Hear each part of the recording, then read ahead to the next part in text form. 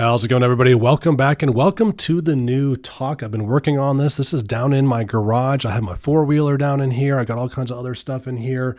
My radio equipment, my base station or my mobile base station is down here. And I have my coax running up through one of the flues. We have three flues in the chimney, and the one down here I don't use. So I just ran it up there, and we have the antenna up there on the roof, and we get a lot of good reception and range on that. This is a pretty cool little space here that I've got set up now, starting to come together a little bit more. So what I want to talk about today is why I don't recommend ham radio on my channel and why I don't talk about it and why I'm really into the GMRS more so than ham radio. So the big thing with ham licenses is that you've got to take a test, right? And you do have to study for the test. I'm not going to sit here and say it's easy because I've never taken it. However, I think I could probably study for it and pass the test. Some people, though, may not have that capability. They may not be interested enough to want to study for that, but they may want to still have a means of communication for emergency purposes. And that's where my mindset is. My mindset is with emergency preparedness, aka prepping. That is what my channel is about.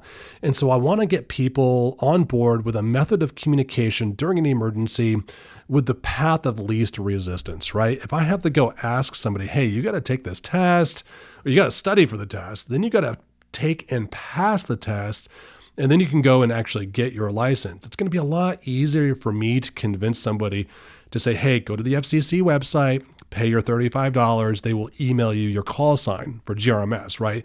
So taking those two into account, it's a lot easier to go and just get your GMRS license. And GMRS is 100% capable of being a good method of communication during an emergency. I experienced this firsthand during Hurricane Helene when I went to Tennessee searching for family, and also when I volunteered and went to North Carolina helping with search and recovery efforts down there. GMRS was something that was used quite often. And here's the other thing. You can use most of your GMRS radios out there. You can listen to ham, right? You can listen to those frequencies. You can get information.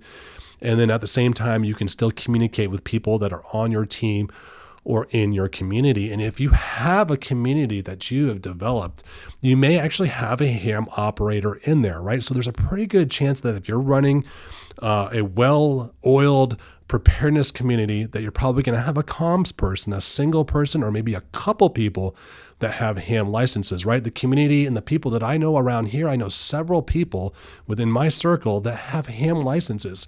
But we've all agreed to use GMRS as our primary means of communication because we can talk people off the street or people that we bring into our circle that just don't have the time or the ability to be able to go and test and do that, right? And it's not really a factor of laziness. It is, there's a practical component to this because honestly, I just don't have the time with my YouTube channel, the cabin, kind of our homesteading efforts and our preparedness efforts here, full-time work, kids, school.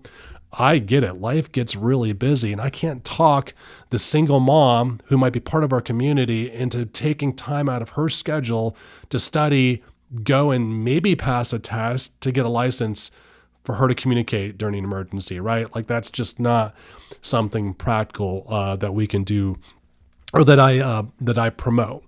Now, I will say this, okay? Now, if you like communication, if you like using your GMRS radios and you got the bug and it really excites you, I 100% encourage you to go and pursue your ham radio certification and get licensed because it will open up a whole other level of opportunities, more frequencies, different radios, more powerful radios.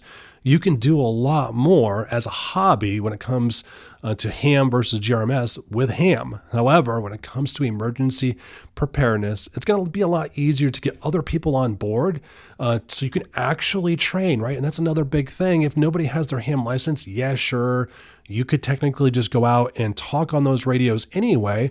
But if you start getting on repeaters and using repeaters without a license, GMRS or ham, and people aren't going to take very kindly to that, right? And I would rather play along, play nice, get your license, be able to legally and ethically use the GMRS repeaters that other people have paid for and train and show other people on the methods of communication, how to actually talk, right? Because a lot of times this is so-and-so Billy Bob down here, blah, blah, blah, right? Well, during an emergency, you might have a specific method of communication, which I'm going to be going over in another video. I'm going to actually go over some real life 31 Charlie U.S. Army training when it comes to operating radios. I'm going to be actually doing a video on that and how we talk, right? We always talk about the gadgets and the gizmos, but we never really tend to speak on how we're supposed to talk, right? Do we use real names? What kind of words do we use? There's the phonetic alphabet. And so all those things you'll be able to train right away with GMRS without having to convince people to take a test that they may or may not pass, or they might not just have the practical means to set aside time to study for, right? And so that's where I'm at when it comes to ham versus GMRS for emergency preparedness purposes. Thanks for watching, everybody, and I'll see you in the next video.